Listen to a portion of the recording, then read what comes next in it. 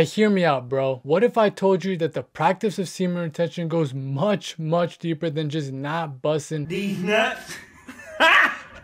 Got him! Got him! I understand much more now. The strength of my life force has intensified since escaping the prison of human flesh.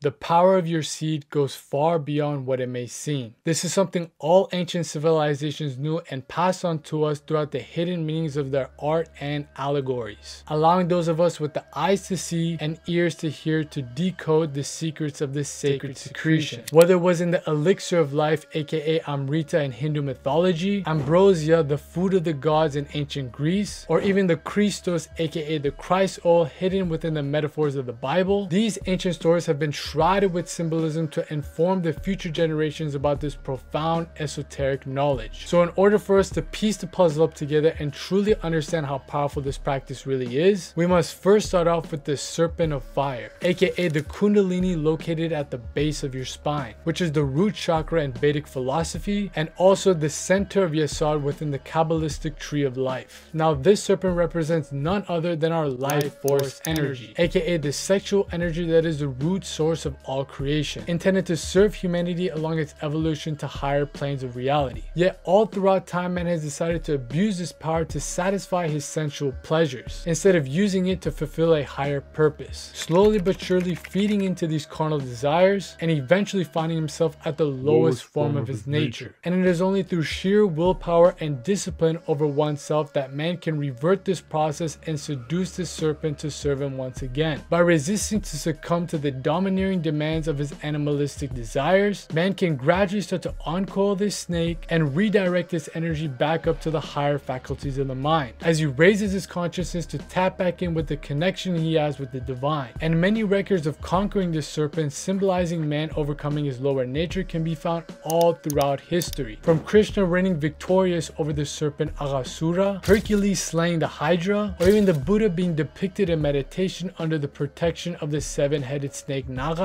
This phenomenon has been well documented by the ancient mystics from cultures all over the world, leaving little kernels of truth for us to connect the dots on and uncover the links between taming the serpent of sexual energy and the attainment of spiritual wisdom. So strap up and pay attention, motherfucker, because your boy's about to break it down real quick like a brick for y'all, as we rewind time and bring it back to the beginning to dig up some more clues within the Garden of Eden, another parable completely encrypted with deeper esoteric meanings behind it. Now within the story of Eden, the serpent is a personification of that sexual life force energy that we discussed before, coiled around the tree of knowledge, which represents our spinal column, with Adam symbolizing the left hemisphere of our brain, responsible for our masculine attributes like logic and analysis, while Eve is symbolizing the right hemisphere of our brain, responsible for our feminine attributes of creativity and intuition. And this can also be seen as the Ida and Pingala nerves in Indian culture, both coming together to form the fruit of knowledge, aka the pineal gland located at the center of the mind, representing the union of the masculine and feminine, or Shiva and Shakti energies. Now with all that said, where the story most commonly gets misconstrued is within the interpretation of the serpent Nachash. Just as we previously discussed, this serpentine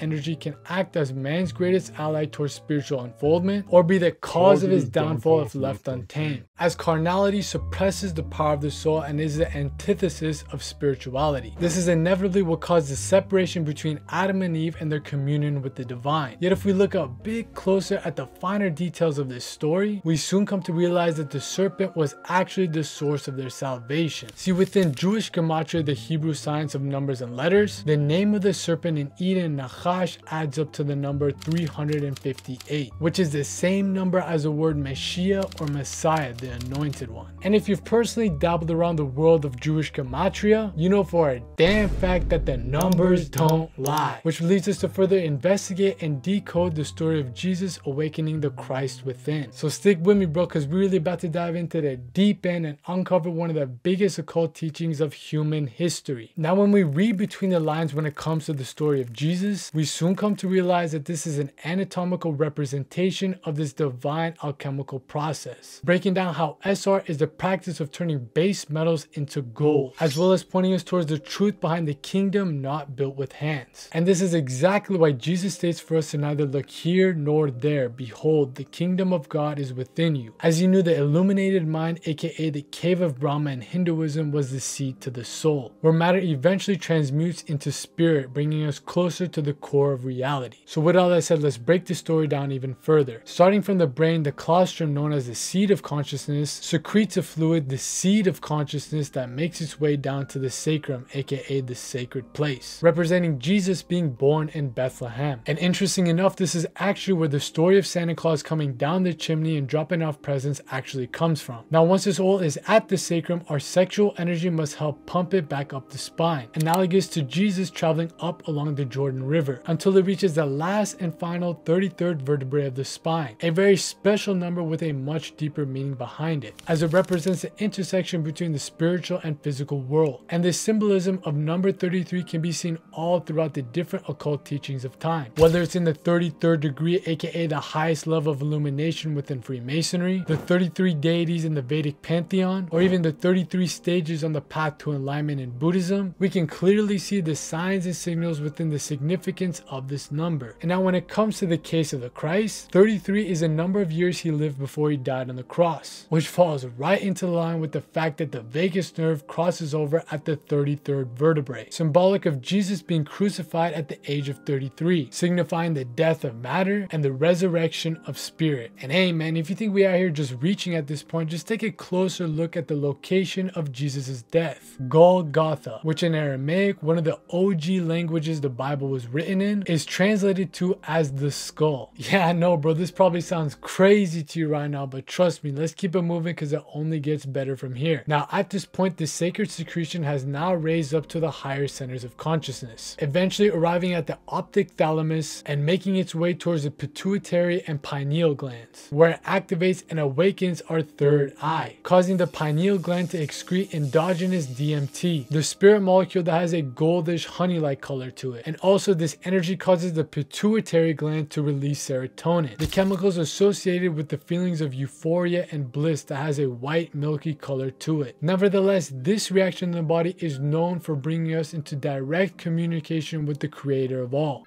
I feel power and at peace. With everything. See, the rite of passage to this place, aka the land flowing with milk and honey, is symbolic of raising this life force energy to the higher faculties of the mind, embedding us with the supreme knowledge of the cosmos, which is only found within, aka gnosis, which also has been noted within the biblical story of Jacob, as he named the place where he came face to face with God Peniel, which, come on man, you can put two and two together. Peniel, pineal, tomato, you get what I'm saying. But this just points us to the fact that the third eye is a lantern needed to light up our perception of the spiritual world, and our life force energy is the oil or fuel needed to keep that flame lit, inevitably rejuvenating our light body and awakening the Christ consciousness within. Matter of fact, this is clearly stated in the verse Matthew 6:22-23. If your eye singular is clear, then thy whole body shall be full of light, giving us a whole different perspective of what Jesus meant when he said, no one comes to the Father except through me. Hints of these teachings can also be found in many other ancient cultures out there. For example, let's look at the god Hermes in Greek mythology. He is known to be the messenger between the spiritual realm of the gods and the physical plane of humanity, and is always depicted holding the caduceus, symbolic of this kundalini energy raising up the spine and illuminating the third eye at the top, which can be represented with the wings being spread out, very eerily similar to the snake wrapped around the staff of Moses. Hence the meaning of when Jesus said, just as Moses lifted up the serpent, so must the Son of Man be raised. So with all that said, man, what am I trying to say here? That if you retain your seed, you become Jesus? Be able to walk on water? Heal the blind? Resurrect your own death? Absolutely fucking not. Nah, bro, do not get it twisted. I ain't saying any of that. But what I am trying to point out is the fact that you do have the power to awaken the Christ within. And this is why SR is such a key foundational principle in all the occult sciences out there, as one's progress along this path is dependent on mastering and transmuting this sexual energy. It's the basic form of human energy. With proper training, one can control it at will. Whoa! You mean my spirit energy is as strong as yours?